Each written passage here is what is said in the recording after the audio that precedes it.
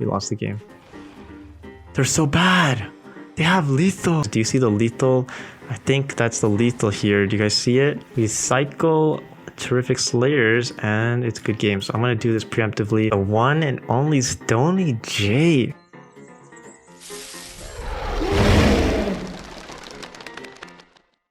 Hey Rush, and welcome to another Brawl episode. So I've gotten quite a few requests of people asking me to play Brawl and showcase how I play this Brawl, because I don't really get a chance to play the other ones, especially with this one. I don't want to play this one ever.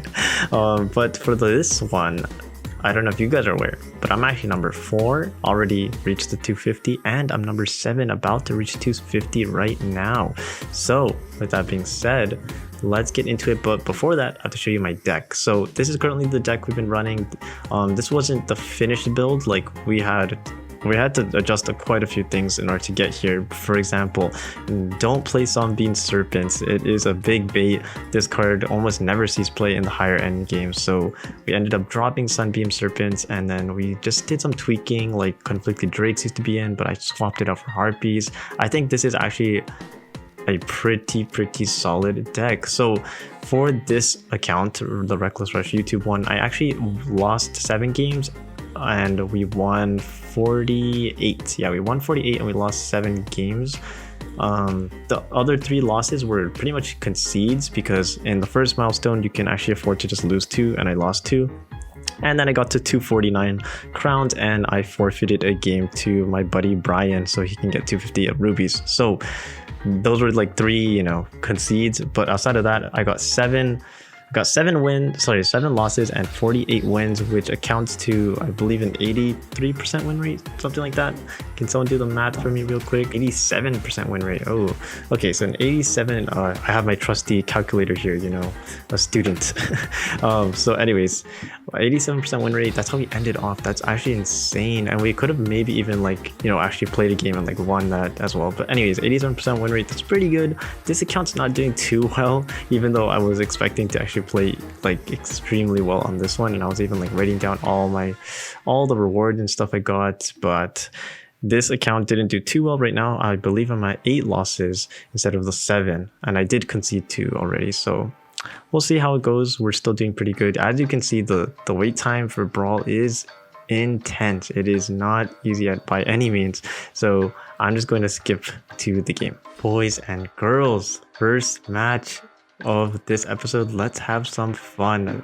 Just want to point out that this queue time is so long. I think it took me, what did it take me, like 10 minutes to just get into this one game. I really hope the rest of the games aren't this long, because that is not going to be fun.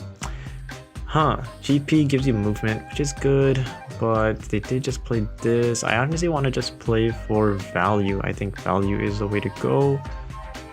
But Harpies, GP for movement, Harpies, movement, value. I have no idea. I'm just gonna play for value for this one. However, a lot of times you could honestly just go for GP, position the Harpies at once, move 1 tile forward, because this does fall into spare. However, if they do spare, yeah, if they spare, that kind of does suck now I think about it, because I was hoping they'd be lower so I could GP Toad. This hand is pretty solid. I mean, yeah, there's a spare. That's exactly what you want to avoid. You play GP though, it's the same line, except that this would have already traded, and you could actually play Toad. Can't play Toad on this hand, I mean, with this setup. And so instead, since Toad is actually the same stats as Worms here, actually you could also just play Toad in front, which is actually the play. Now that I think about it, it is definitely the play. We'll go ahead and do this. We don't want to cycle Worms yet. I don't even remember what we cycled the first card. I think, yeah, I don't remember actually what it was, but I'm hoping it is what I'm thinking about. So anyways, we're gonna go ahead and play GP here, just as a form of, for the enemy to attack into it, and then Toad can bounce onto it, something like that works. Hold on to this because our spare didn't show up, and there it is, and we can do spare Worms combo soon. The only counter to this now, I mean, Conflicted Drakes would actually keep this at 2. I don't see anything else really. Conflicted Drakes, you need to somehow draw Worms back into Worms again. There's a Conflicted Drakes we're talking about. Called it out. called it out. But that's actually so good. What? That's their play? Okay, this is where we go crazy, guys. So we just play, we like guaranteed play this. And I'm going to play on this tile, not on this tile. If I do here, well, these things are very easy to attack. But if I play here, for example, you have the chance of all the eggs landing there, and you can actually just win the game like that.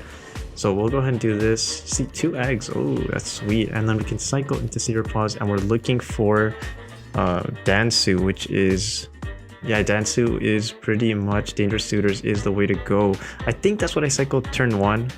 I don't remember clearly. I think that is why I can't remember, is because I'm just so automatically, like my brain just automatically cycles it. And the reason why is you need to treat Dangerous Suitors as, wow, they actually don't attack into my Cordio, which is interesting. They take 3 damage just to kill the GP as well. Interesting.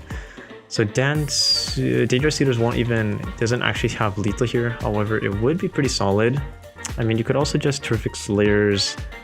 Ooh, Terrific Slayers Wandering Worm or something like that. But honestly, Spare would be better. We'll go ahead and... Is there any better line? Could like Wandering Worms, hit that, hit that, hit that. Ooh, Terrific Slayers doesn't even see play here then, does it? Terrific Slayers, you keep 1 strength. I think it is actually correct to do it this way, this way, this way. Yeah, I think that is correct. I want to cycle this because I want to see it for later. Flameless, you're a good card, but not this turn. This will hit that. We can spare right after. Remember, cycling matters a lot for this brawl. We want to be playing our cards in the proper order, of course, if we can. Dansu hasn't showed up yet. It has to be our next draw, right, guys? Who thinks Dangerous Suitors is our next draw? I'm almost like certain it is. Like, I'm not even kidding. I'm almost certain Dangerous Suitors has to be our next draw. So we might actually have to do the BM play. The BM play where it's handshake ahead of time because you know which card you have and win like that. This is actually really cool. If they attack into this, you can actually use Wild Saber Paws to attack into the token, and it will block the enemy unit staying there, which means, okay, so it didn't do that, but we still have this tile open. Hopefully, Toad, get out of the way. Let's go. So hopefully we have this tile, this whole column open. I hope they don't take over this tile as well. And then we're pretty happy. Guys, do you do it to them? The thing is, it's not lethal. It's not lethal, it's 1-off lethal if you top deck Dangerous Suitors. But it is still worth it. Yeah. Okay, we do draw Dangerous Suitors here. Like, I'm 99.999% sure. But I'm going to go ahead and play this line. Cycle the Harpies. Wow, we don't draw it. I'm actually bad at this game. But this kind of solidifies the game, I think. I think we can just win like that. As long as Toad doesn't... As long as that... What? Dangerous Suitor is literally the next card. This card. He tilted me. He only comes when you don't need him. If we drew him right there, I would have actually thrown it in. Because keeping him at 1 health pretty much means they die to like almost everything. And you pretty much just win the game like that. But this setup is still okay. I didn't really want to play into it. At best, we could have played at least the 3-mana Raven, which would have been better than playing these two. We lost the game. They're so bad! They have lethal! Then we had lethal, guys. Now I'm just confused. Okay, I'm happy we didn't cut that up. I was like, wow, I was like so disappointed. But the enemy is like kind of trolling, you know? Okay, anyways, let's not get off track. We will cycle this card. Doesn't see any play. At least GP sees some play. Dansu, you are such a sucky card, but Terrific Slayers is lethal. This is going to do 2, 4, 6, 8, 10. So we will go ahead and do that. We're just gonna board clear at this point, but we can't actually clear perfectly. So, well, we're not gonna completely clear then in that case. We'll just hold front. We maybe didn't even need to GP there, to be honest. Terrific. This falls into Terrific Slayers, but this unit is almost guaranteed to stay alive. So I think we win here.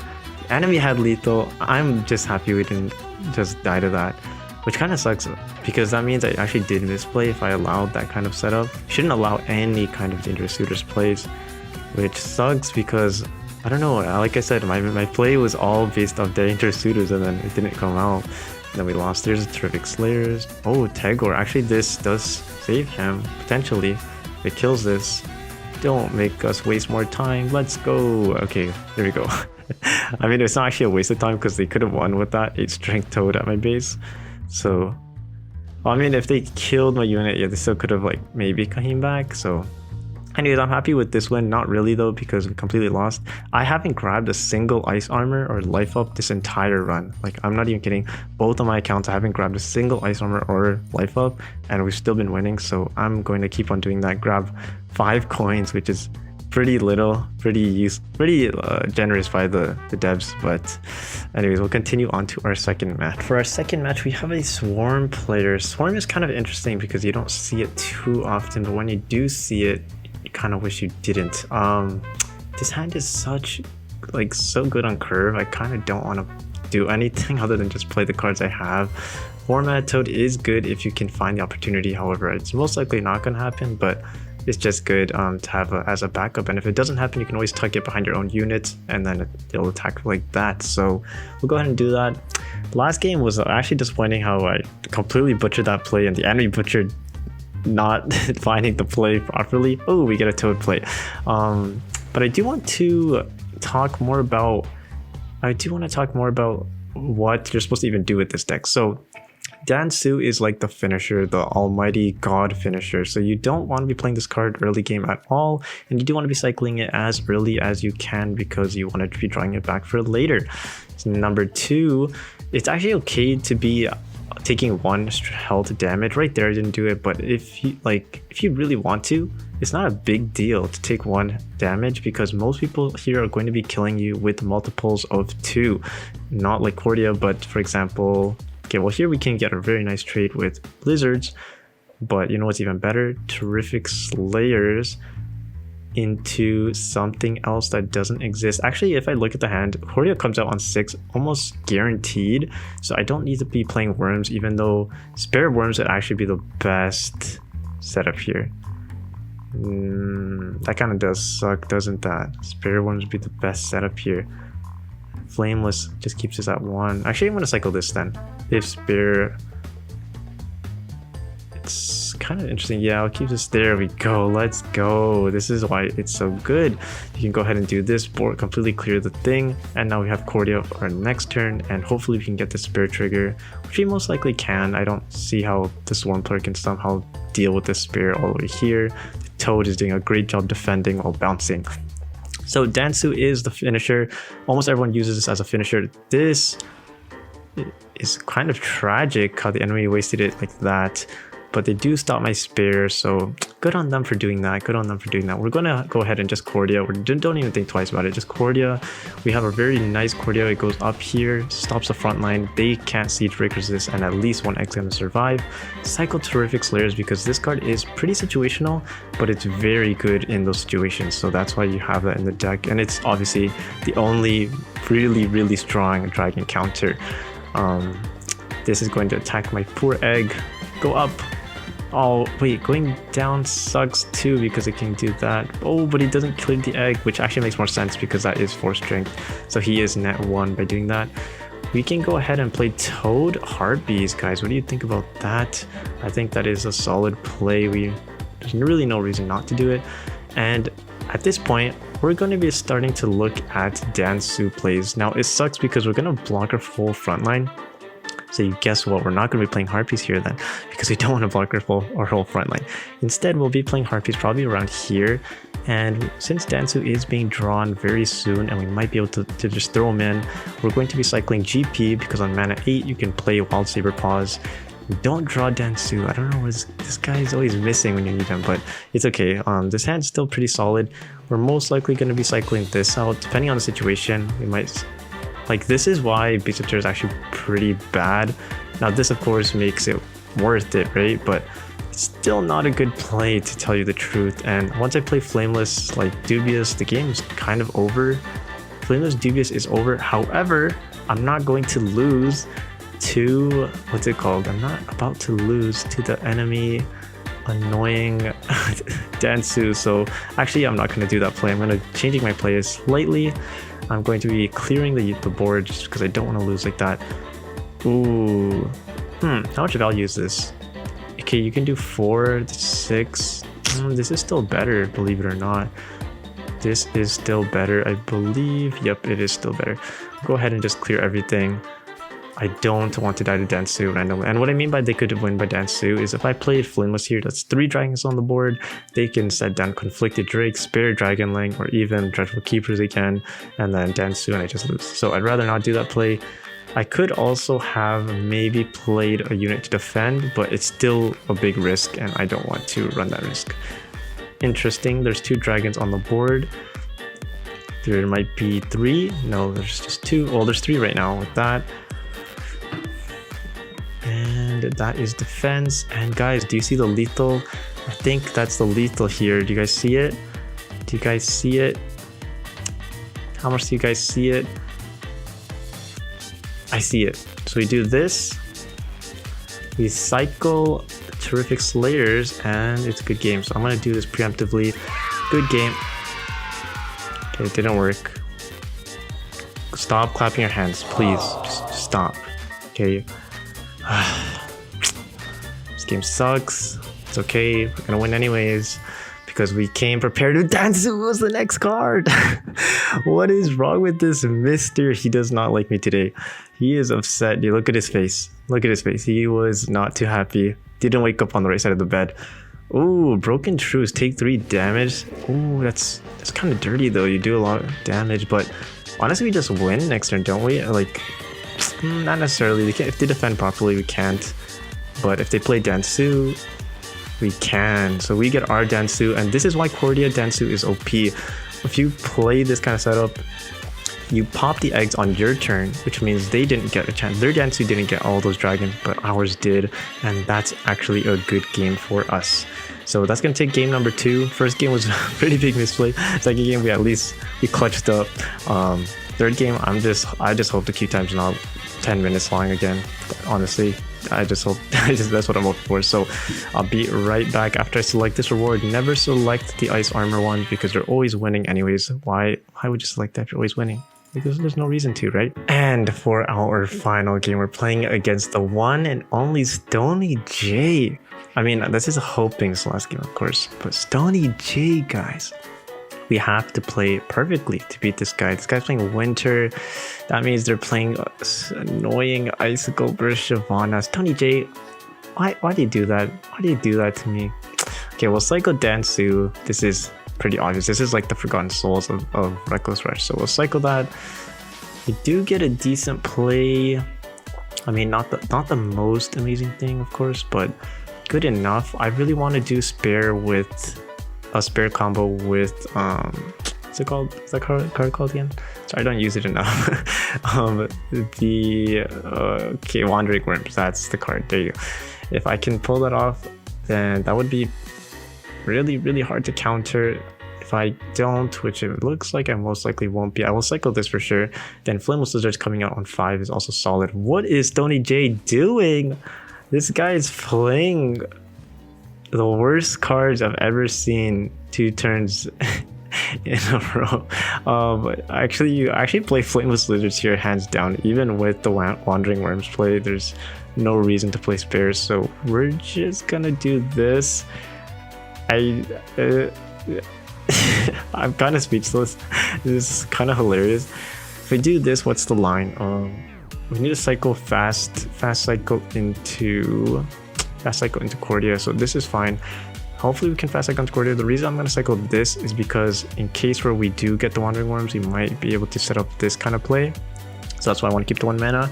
However, Toad's looking kind of nice right now, not gonna lie. He's looking very fresh out of the showers. If we do Toad, we get 6 value total from that. And then we kind of do lose out on the value from this though. And this is just broken because this is 6 already. Plus this, which could give like 4, plus this, which gives 1. So 4 plus 1 plus 6. Guys, did you guys go to elementary school? If you did, then hopefully you figured out by now that this is 11 value, which is more than just the 6 plus 1. Stony J, don't do me like this. Oh, there's Icicle Burst. No. Okay, well, on the bright side, they don't have Shyvana, but I hope they don't clear this. Oh, we live. We live. Whoa, and they don't even deal with it. Stony J, what are you doing? What are you doing, sir? The problem is my spear is completely useless here. Well, to be honest, it's actually the worm's fault. The worms is what's useless here, but we top the Cordia here and then we win the game. Ooh, Dansu. Exactly the card I didn't want to see. Not bad. So we'll go ahead and play Toad first. I do want to clear one of these.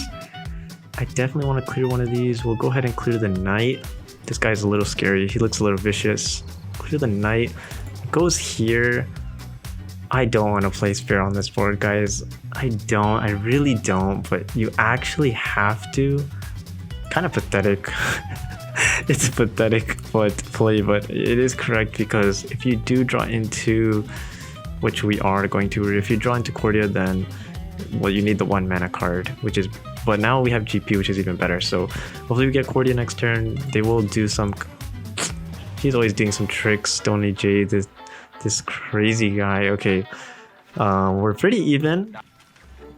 Pretty even. I would like to Cordia. I know he plays Siege Breakers because I did match him in the past, and I mean every winter deck at this point should be running Siege Breakers just because. Yep, there's a Cordia. So every winter deck should be running Siege Breakers at this point, anyways. So. I'm going to go ahead and play a little bit. This is like dumb. This is just dumb. This is dumb. This is just dumb. But is it though? Yeah, it's just dumb. Well, it's not completely just dumb, but you can already see the enemy has this open, and this into Siege Breakers is almost game losing, to tell you the truth. We can hope for the best, but Cordia is always doing like some tricks. Where did I play Cordia? I played it. How can I not remember this? I think it was on this side. I don't know. From here. Oh, I played it from here. So it was pretty much set to run a certain path. This actually might have been the best layout now that I think about it. Because the other layout would have been like here. Probably would have been worse. So I think this is pretty solid. They need a 1 movement plus Siege Breakers. It shouldn't be too hard to find, but if they do find it, ooh, Stony J doesn't have it. He does not have it. He has to play Yelling Weavers to clear. Well, he doesn't clear. What is he doing, the madman? Interesting. A very, very interesting line. I'm not so sure how I feel about this one. We can definitely Terrific Slurs that. I don't see Dubious Hag seeing any play. Yeah, we're gonna have to Terrific Slurs. We will play it first because it is more valuable. And Harpies of the Hunt is solid, but I know the enemy is going to Shyvana that. However, on the bright side, if they do Shyvana that, Shyvana gets trapped here. Maybe we can set up some kind of crazy line here. If this Summon Militia goes up there, then it's actually pretty funny. And of course that most likely won't happen. Oh yeah, I forgot. It's gonna freeze this one as well. I was expecting this to freeze this for some reason. And I was like, oh, they're just gonna Shyvana that as well. Huh. So now Stony J is kind of stuck here, isn't he? He needs to have the perfect cards to do stuff. He probably does have Icicle Burst in hand. Dansu is very powerful here, but he is leaving this side open, which I believe he'll defend. There's no way. I mean, he is also leaving this open. Uh-oh, you have to defend right here. You have to defend right here. Uh-oh. Oh, you're too smart, Stone. You're too smart. Okay, let's see. With this setup, what can I do? I have 4 dragons on the board. Problem being that if I clear this with my spare, then, well, it's not looking too good. We also have this beautiful play, so I'm actually going to go ahead and cycle this. We'll probably draw Dansu. Yeah, what can I say? He comes when you don't need him, you know? He's like that annoying friend. Because if I clear this, it's only 3 and that's not lethal. I'm going to go ahead and play this line, which I think I'll have a lot of fun with. Once we do this into this, we're still really happy with the whole board.